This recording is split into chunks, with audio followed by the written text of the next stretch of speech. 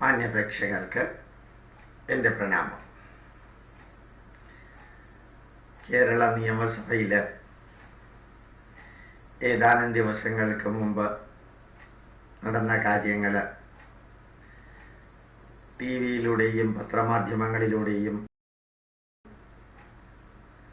പേര് കാണുകയും വിലയിരുത്തുകയും പത്രമാധ്യമങ്ങൾ എഡിറ്റോറിയലിലൂടെ അതിനെ വിലയിരുത്തുകയുമെല്ലാം ചെയ്തതാണ്. ഇങ്ങനെ ബഡ്ജറ്റ് അവതരിപ്പിക്കുന്നതിനെതിരെ പ്രതിപക്ഷത്തിൻ്റെ ഭാഗത്തു നിന്ന് ഉണ്ടായ എതിർപ്പുകളും പ്രലോഭനങ്ങളുമെല്ലാം നടന്നുകൊണ്ടിരിക്കെ ധനകാര്യമന്ത്രി ശ്രീ കെ.എം. മാണി ഒരു പ്രത്യേക കാര്യം ചെയ്തത് എത്ര പേരുടെ ശ്രദ്ധയിൽ പെടുകയുണ്ടായി, അല്ലെങ്കിൽ എത്ര പേരത് വിലയിരുത്തുകയുണ്ടായി എന്നുള്ളത് നമ്മളിൽ ചിലരെങ്കിലും അറിഞ്ഞിരിക്കണം. ബഡ്ജറ്റിൽ വളരെ വ്യക്തമായി വിവരിച്ചുകൊണ്ട് തന്നെ എല്ലാ പത്രങ്ങളിലും വന്നൊരു ചെറിയ വാർത്ത, ഘർ വാപസി പോലെയുള്ള മതപരിവർത്തനത്തെ എതിർക്കാൻ പരിവർത്തിത ക്രിസ്ത്യാനികൾക്ക് 22 ലക്ഷം വരുന്ന മതപരിവർത്തനം ചെയ്ത ക്രിസ്ത്യാനികളായവരുടെ പ്രശ്നങ്ങൾ പരിഹരിക്കാൻ വേണ്ടി ഒരു കമ്മീഷനെ നിയമിക്കാൻ, ദളിത ക്രിസ്ത്യാനികൾ പരിവർത്തിത ക്രിസ്ത്യാനികളുടെ പ്രശ്നങ്ങൾ പരിഹരിക്കാൻ വേണ്ടി ഒരു കമ്മീഷനെ നിയമിക്കാൻ വേണ്ടി 5 കോടി രൂപ മാറ്റിവെച്ചത് ആയിട്ടാണ് ബഡ്ജറ്റിലുള്ള വിവരണം. ഉമ്മൻചാണ്ടി സാറും ബാക്കിയുള്ളവരുമെല്ലാം പറയുകയുണ്ടായി, കേരളത്തിലെ മതപരിവർത്തനം നടക്കുന്നില്ല, കേരളം മതസൗഹാർദ്ദത്തിൻ്റെ പ്രതീകമാണ്, കേരളത്തിൻ്റെ മതസൗഹാർദ്ദം മറ്റ് സംസ്ഥാനങ്ങൾക്ക് പോലും മാതൃകയാണ് എന്നെല്ലാം പറയുകയുണ്ടായി. ഈ 5 കോടി രൂപ മാറ്റിവെച്ചത് ഒരു കമ്മീഷനെ നിയമിക്കാനാണ്, ഒരു യൂണിവേഴ്സിറ്റി സ്ഥാപിക്കാനൊന്നുമല്ല, അല്ലെങ്കിൽ ജനങ്ങളുടെ നന്മയ്ക്ക് വേണ്ടിയൊന്നുമല്ല. മറിച്ച് മതപരിവർത്തനം നടക്കാത്ത കേരളത്തില് 22 ലക്ഷത്തോളം വരുന്ന പരിവർത്തിത ക്രിസ്ത്യാനികൾ, ഹിന്ദു ധർമ്മത്തിൽ നിന്ന് ക്രിസ്തു മതത്തിലേക്ക് പോയ 22 ലക്ഷം പേരുടെ ഈ സാമ്പത്തികവും ജീവിത നിലവാരവും കുറെ കൂടി ഭദ്രമാക്കാനും അവരെ ഘർ വാപസി പോലെയുള്ള പരിപാടിയിൽ വീഴ്ത്താതെ ക്രിസ്ത്യാനികളായി തന്നെ നിലനിർത്താനുമാണ് ഒരു കമ്മീഷനെ നിയമിച്ചത്. അതിനു വേണ്ടിയിട്ടാണ് 5 കോടി രൂപ മാറ്റിവെച്ചിരിക്കുന്നത്. യഥാർത്ഥത്തിൽ ഇന്ന് ഭാരതത്തിൽ നടക്കുന്ന ചർച്ചകളും പ്രത്യേകതകളും എല്ലാം നോക്കുകയാണെങ്കിലും, അഭിപ്രായ സ്വാതന്ത്ര്യത്തിൻ്റെ പേരിലാണെങ്കിലും പത്രസ്വാതന്ത്ര്യത്തിൻ്റെ പേരിലാണെങ്കിലും ബുദ്ധിജീവികൾക്ക് പ്രതികരണത്തിനുള്ള അവകാശം നൽകുന്നതിൻ്റെ പേരിലായാലും, അല്ലെങ്കിൽ സ്കൂളുകൾ അനുവദിക്കുക, യൂണിവേഴ്സിറ്റികൾ തുടങ്ങുക, ഇങ്ങനെയുള്ള എല്ലാ കാര്യത്തിൻ്റെയും അടിസ്ഥാനമൊന്ന് വിശകലനം ചെയ്താൽ വളരെ നന്നായിട്ട് മനസ്സിലാക്കാൻ സാധിക്കും. ഇസ്ലാം മതത്തിൽപ്പെട്ടവർക്കും മുസ്ലിങ്ങൾക്കും ക്രിസ്തു മതത്തിൽപ്പെട്ട ക്രിസ്ത്യാനികൾക്കും വേണ്ടി എന്ത് ചെയ്താലും അതൊന്നും എതിർക്കാനോ ചോദ്യം ചെയ്യാനോ അല്ലെങ്കിൽ അതിനെ ശരിയല്ല എന്ന് പറയാനോ ഒരൊറ്റ രാഷ്ട്രീയ പാർട്ടിക്കാരും മുമ്പോട്ട് വരില്ല. അവർക്കറിയാം, ഈ ന്യൂനപക്ഷ വിഭാഗത്തിൽപ്പെട്ടവരുടെ വോട്ട് അവർക്ക് കിട്ടില്ല. മുസ്ലിം വോട്ട് കോൺഗ്രസിന് കിട്ടില്ല, മുസ്ലിം വോട്ട് കമ്മ്യൂണിസ്റ്റുകാർക്ക് കിട്ടില്ല, മുസ്ലിം വോട്ട് മുസ്ലിങ്ങൾക്കോ അല്ലെങ്കിൽ മറ്റ് രാഷ്ട്രീയ പാർട്ടിയിൽപ്പെട്ട മുസ്ലിങ്ങൾക്കോ മാത്രമേ കിട്ടുള്ളൂ എന്ന് അറിയാമായിരുന്നിട്ടും മുസ്ലിങ്ങൾക്ക് വേണ്ടി എന്തെല്ലാം ചെയ്യുമ്പോഴും അതെല്ലാം മതേതരത്വമായിരിക്കും. ക്രിസ്ത്യൻ വോട്ടുകൾ ക്രിസ്ത്യാനികൾക്കും അല്ലെങ്കിൽ കേരള കോൺഗ്രസിന്റെ ചില വിഭാഗങ്ങൾക്കുമേ ലഭിക്കുള്ളൂ എന്നും ഹിന്ദുക്കൾക്കും മറ്റ് രാഷ്ട്രീയ പാർട്ടിക്കാർക്കും അറിയാമായിരുന്നിട്ടും ഇടയലേഖനത്തിലൂടെ ആർക്കാണ് വോട്ട് ചെയ്യേണ്ടത് എന്ന് വളരെ വ്യക്തമായിട്ട് പള്ളികളിൽ നിന്ന് നിർദ്ദേശമുണ്ടാകും. അതിനൊന്നിനും ഈ മതേതരത്വത്തെക്കുറിച്ച് ഉച്ചൈസ്തരം ഉദ്ഘോഷിക്കുന്ന രാഷ്ട്രീയ പാർട്ടിക്കാർക്ക് യാതൊരു പ്രത്യേകത വിഷമതയോ ഒന്നുമില്ല. ഹൈന്ദവ ജനത 20 ക്രിസ്ത്യാനികളുണ്ട് എന്ന് KM മാണി സാർ പറഞ്ഞത് ഒരു വ്യക്തി പോലും ചോദ്യം ചെയ്തില്ല. ഇതെങ്ങനെയാ ഇത്രയും അധികം ക്രിസ്ത്യാനികൾ ഉണ്ടായത് എന്ന്. അത് മതപരിവർത്തനത്തിലൂടെ അല്ലേ? അങ്ങനെ ഹിന്ദുക്കളെ മതപരിവർത്തനം ചെയ്യാനുള്ള അവകാശമുണ്ടെങ്കിൽ ഹിന്ദുക്കൾക്ക് ഇവരെ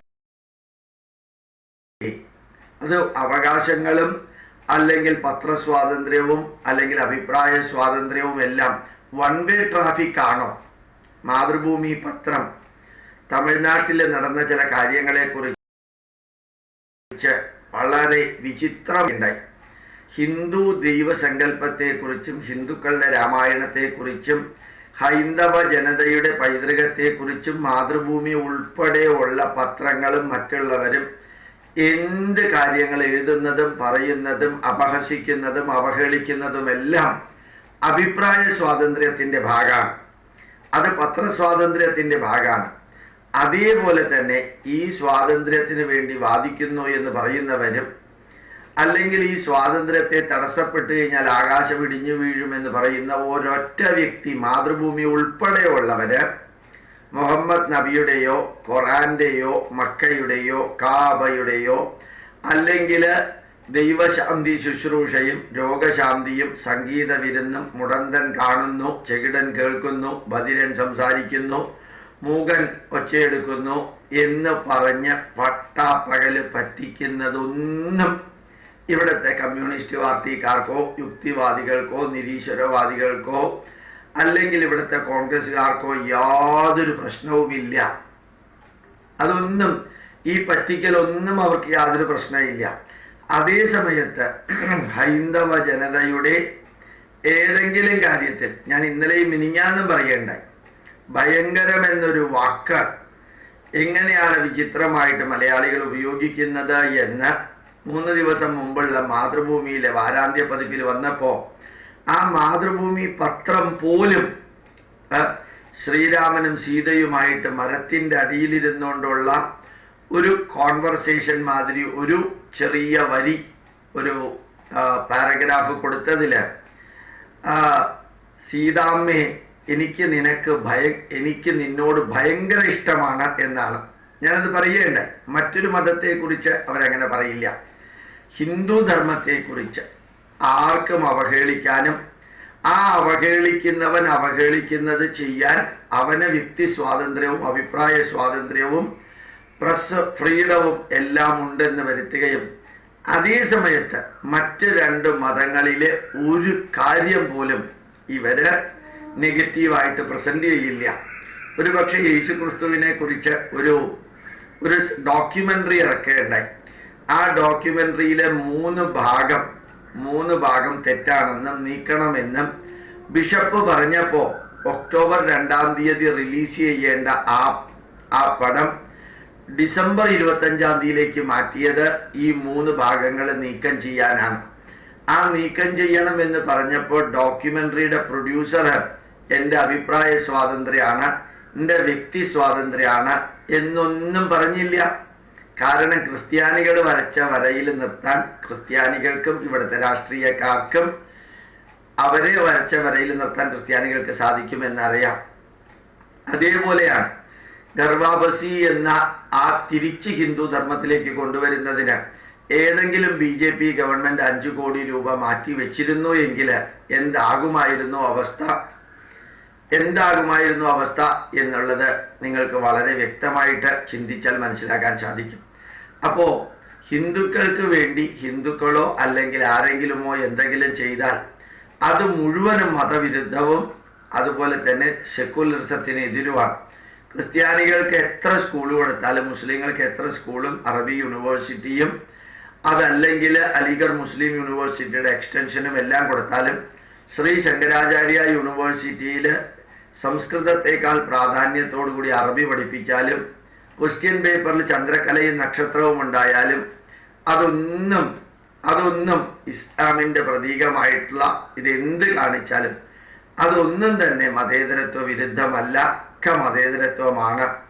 ഈ സരസ്വതിയുടെ വിഗ്രഹം സ്കൂളിൽ നിന്ന് മാറ്റുകയോ ആ സ്ഥാനത്ത് കൊണ്ടുവന്ന് ചന്ദ്രക്കലയും നക്ഷത്രം വയ്ക്കുകയോ ചെയ്താൽ ആദ്യത്തേത് മാത്രമേ എതിർക്കേണ്ടതുള്ളൂ, രണ്ടാമത്തേത് എതിർക്കേണ്ടതില്ല എന്ന സ്വാതന്ത്ര്യത്തിന്റെ ദുർവ്യാഖ്യാനം നടക്കുന്നത് ഒരുപക്ഷെ കേരളത്തിൽ മാത്രമാണെന്ന് തോന്നാറുണ്ട്. അപ്പൊ മാണിസാറിന്റെ 5 കോടി രൂപ മതപരിവർത്തിത ക്രിസ്ത്യാനികൾക്ക് എങ്ങനെയാണ് അവരെ മുഖ്യധാരയിൽ കൊണ്ടുവരേണ്ടത് എന്നുള്ളതിനെ കുറിച്ച് ചിന്തിക്കാൻ ഒരു കമ്മീഷനെ വെക്കാം. ഈ ബഡ്ജറ്റിലെ ഏത് കാര്യം നടപ്പായില്ലെങ്കിലും, നടപ്പാവില്ല എന്ന് പത്രത്തിൽ കൊടുത്തിട്ടുണ്ട്, ഏത് കാര്യം നടപ്പായില്ലെങ്കിലും ഈ ഒരു കാര്യം അടുത്ത ആഴ്ചയ്ക്ക് മുമ്പ് നടപ്പാകും എന്നുള്ളത് വളരെ വ്യക്തമാണ്. അടുത്ത കാലത്ത് നമ്മുടെ ഇൻസ്റ്റിറ്റ്യൂട്ടിന്റെ പുസ്തകങ്ങളെല്ലാം പ്രസിദ്ധീകരിക്കുന്ന രാമകൃഷ്ണൻ നായർ എന്ന വ്യക്തി അദ്ദേഹം പറയേണ്ടായി, സാറേ, ചിന്തിക്കാൻ പറ്റാത്ത വിധത്തില് മാതൃഭൂമി ഹിന്ദുക്കൾക്കെതിരെ എഴുതുന്നൊരു പത്രം, മനോരമ അതിനേക്കാൾ എത്രയോ നല്ല രീതിയിൽ ഹിന്ദുക്കളുടെ കാര്യങ്ങൾ, നമ്മുടെ പൈതൃക കാര്യങ്ങളും എഴുതുന്നു. ഒരു പക്ഷേ അത് സത്യമാണെന്ന് തോന്നി. മിനിഞ്ഞാന്ന് ഒരു മിസ്സിസ് വേലായുധൻ എന്ന സ്ത്രീ ഗർഭാപസിക്കെതിരെ പുലയ മഹാസഭയിലെ പ്രവർത്തകരോട് പ്രസംഗിച്ചപ്പോൾ വലിയൊരു ആർട്ടിക്കിളായിട്ടാണ്, വലിയൊരു വാർത്തയും ഫോട്ടോയും ആയിട്ടാണ് കൊടുത്തത്. അതേ വാർത്ത മലയാള മനോരമ ചെറിയ 1 ഇഞ്ച് വലിപ്പമുള്ള ഒരു വാർത്തയായിട്ടാണ് കൊടുത്തത്. വായിക്കാൻ പോലും സാധിക്കാത്ത അത്രയും ചെറുത്. അപ്പൊ യഥാർത്ഥത്തിൽ ഹിന്ദുക്കൾക്കെതിരെ പ്രവർത്തിക്കുന്നതിനെ സപ്പോർട്ട് ചെയ്യാൻ, ചുംബന സമരത്തെ എങ്ങനെയാണോ മാതൃഭൂമി സപ്പോർട്ട് ചെയ്തത്, അതേപോലെ തന്നെ ഹിന്ദുക്കൾക്കെതിരെ നടക്കുന്ന എല്ലാത്തിനെയും സപ്പോർട്ട് ചെയ്യാൻ മുമ്പിൽ നിൽക്കുന്നത് മാതൃഭൂമിയാണെന്ന് മാതൃഭൂമിയുടെ ചില പ്രവർത്തകരോട് അറിയിച്ചപ്പോൾ അവരെല്ലാം ഒരേ സ്വരത്തിൽ പറഞ്ഞത്, ഞങ്ങൾക്ക് പരിമിതിയുണ്ട് സാറേ, ഏറ്റവും മുകളിലിരിക്കുന്ന ആള് പറയുന്നതേ ഞങ്ങൾക്ക് ചെയ്യാൻ സാധിക്കുള്ളൂ. പത്രസ്വാതന്ത്ര്യത്തിന്റെയും വ്യക്തി സ്വാതന്ത്ര്യത്തിന്റെയും അഭിപ്രായ സ്വാതന്ത്ര്യം എല്ലാം ശ്രീകോവിലിൽ കയറിയിരുന്ന മാതൃഭൂമി എഡിറ്റോറിയൽ എഴുതുമെങ്കിലും അതിനകത്തുള്ള ഞങ്ങൾക്ക് അത്രയൊന്നും സ്വാതന്ത്ര്യമില്ല സാറേ, ഒരു വലിയ ഗൈഡ് ലൈൻസ് തന്നിട്ടുണ്ട്, അതിൽ നിന്ന് മാറാൻ പറ്റില്ല. ഹിന്ദു എന്ന് പറഞ്ഞാൽ മാതൃഭൂമിയെ സംബന്ധിച്ചിടത്തോളം BJPയും RSSുമാണ്. ഈ BJPയെയും RSSനെയും എത്രയെല്ലാം ഹിന്ദു വർഗീയമായിട്ട് ചിത്രീകരിച്ച് എന്താണോ ഈ പത്രസ്വാതന്ത്ര്യക്കാരും അഭിപ്രായ സ്വാതന്ത്ര്യക്കാരും ഉദ്ദേശിക്കുന്നത് എന്നറിയില്ല. ഏതായാലും 5 കോടി രൂപ കമ്മീഷന് വേണ്ടി ചെലവഴിക്കാൻ തീരുമാനിച്ച കേരള സർക്കാരിന്റെ ഈ ബഡ്ജറ്റ് പോലെയുള്ള ഒത്തിരി കാര്യങ്ങൾക്കെതിരെ ചങ്കൂറ്റത്തോടുകൂടി ഹിന്ദുക്കൾ പ്രതികരിക്കേണ്ടതായിട്ടുള്ള ഒരു കാലഘട്ടത്തിലാണ് നമ്മൾ ജീവിക്കുന്നത്. ആദ്യം കുറെ ഒച്ചപ്പാടുണ്ടാവും, കുറെ എതിർപ്പുണ്ടാവും, കുറെ അവഹേളന ഉണ്ടാവും.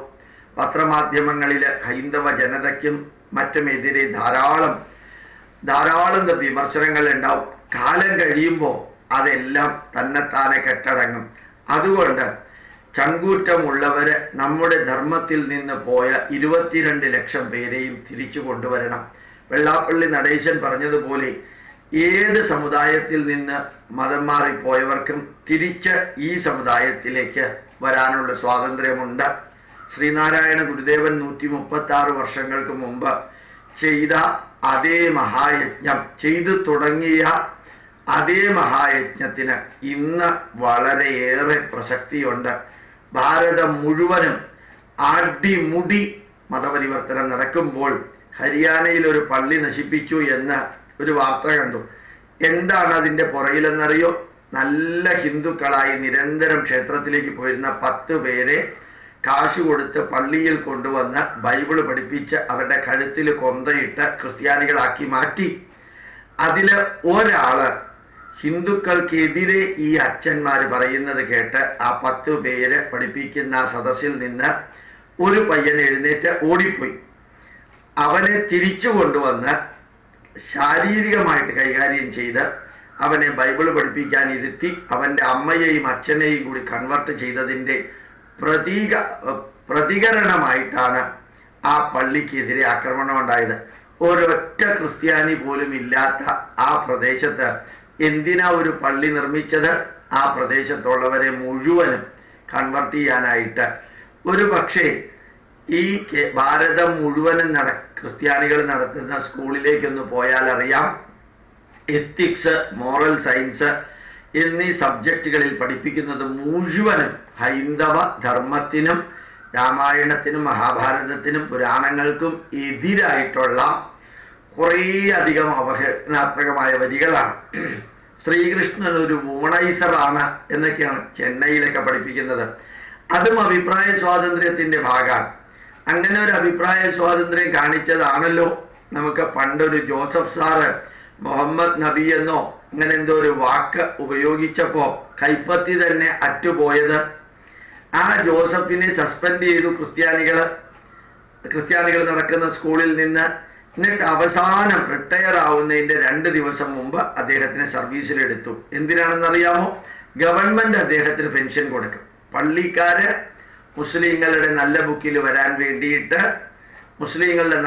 വരാൻ വേണ്ടിയിട്ടും പള്ളിക്കാർക്ക് ഇനി പ്രശ്നങ്ങൾ ഉണ്ടാവാതിരിക്കാൻ വേണ്ടിയിട്ടും റിട്ടയർ ആവുന്നതിന്റെ 2 ദിവസം മുമ്പ് വരെ സസ്പെൻഷനിൽ നിർത്തിയിട്ട് അവസാനത്തെ 2 ദിവസം ജോയിൻ ചെയ്തിട്ട് അവസാനത്തെ ദിവസം സെൻഡ് ഓഫും കൊടുത്തിട്ട് ഇനി അയാളുടെ ചെലവ് ഗവൺമെന്റ് പെൻഷൻ ഫണ്ടിലൂടെ ലഭിച്ചോളും, കോളേജുകാർക്ക് ഒരു തരത്തിലും പ്രശ്നമില്ല എന്ന് ക്ലവറായിട്ട് ഒരു ക്രിസ്ത്യാനിയെ ശരിക്കും ക്രിസ്ത്യാനിയാക്കാൻ, ക്രിസ്ത്യാനികളെ പോലും എതിർത്തിരുന്ന ജോസഫ് ശരിക്കൊരു ക്രിസ്ത്യാനിയാക്കാൻ ഈ ഫ്രീ പെൻഷൻ കിട്ടുന്നതിലൂടെ അവർക്ക് സാധിച്ചു. അതും അഭിപ്രായ സ്വാതന്ത്ര്യത്തിന്റെ ഭാഗമാണ്. സദാചാര പോലീസിനെ കുറിച്ച് പത്രമാധ്യമങ്ങൾ ഈ അടുത്ത കാലത്ത് 2-3 ദിവസമായിട്ട് എഴുതുന്നുണ്ട്. അതിൽ മുഴുവനും മുസ്ലിങ്ങളായതുകൊണ്ട് ആരുടെയും പേരിട്ടിട്ടില്ല. ഹിന്ദുക്കളായിരുന്നു എങ്കിൽ അതിൽ എത്ര പേരുടെ പേര് എണ്ണി അച്ഛനും അമ്മയ്ക്കും അറിയാത്ത പേരുകൾ കൂടി ഈ പത്രമാധ്യമങ്ങൾ കൊടുക്കുമായിരുന്നു. ഇതെല്ലാം ഞാൻ ഇന്ന് ഈ പ്രഭാതത്തിൽ നിങ്ങളോട് പറയാൻ കാരണം, ഒരു സംഘം ബുദ്ധിജീവികളും യുക്തിവാദികളും ഇടതുപക്ഷക്കാരും നല്ലൊരു സംഘം പത്രമാധ്യമങ്ങളും എല്ലാം ഒരു ഹൈന്ദവ ഉയർത്തെഴുന്നേൽപ്പിനെതിരെ അതിശക്തമായിട്ട് പ്രവർത്തിക്കുന്നത് പത്രസ്വാതന്ത്ര്യത്തിന്റെയും അഭിപ്രായ സ്വാതന്ത്ര്യത്തിന്റെയും പേരിലാണ്. അവര് പ്രവർത്തിക്കുന്നതിന് കൗണ്ടർ ചെയ്തുകൊണ്ട് 82% വരുന്ന ഭാരതത്തിലെ ഹിന്ദുക്കൾക്ക്, അല്ലെങ്കിൽ ഏകദേശം 50% വരുന്ന കേരളത്തിലെ ഹിന്ദുക്കൾക്ക്, 82% വരുന്ന ഭാരതത്തിലെ ഹിന്ദുക്കൾക്ക്, 50% വരുന്ന കേരളത്തിലെ ഹിന്ദുക്കൾക്ക് പ്രതികരിക്കാൻ സാധിക്കും. ആ പ്രതികരണം ഓരോ വ്യക്തിയുടെയും മനസ്സിൽ നിന്ന് തുടങ്ങണം. അഭിമാനത്തോടുകൂടി ഞാനൊരു ഹിന്ദുവാണെന്ന് പറയാനും, ഹിന്ദുക്കളെ കൊണ്ട് അഭിമാനത്തോടുകൂടി ഞങ്ങൾ ഹിന്ദുക്കളാണെന്ന് പറയിപ്പിക്കാനും സാധിക്കണം. എങ്ങനെയാണ് ഒരു മുസ്ലിമാണെന്ന് പറഞ്ഞ് അഭിമാനിക്കുന്നത്?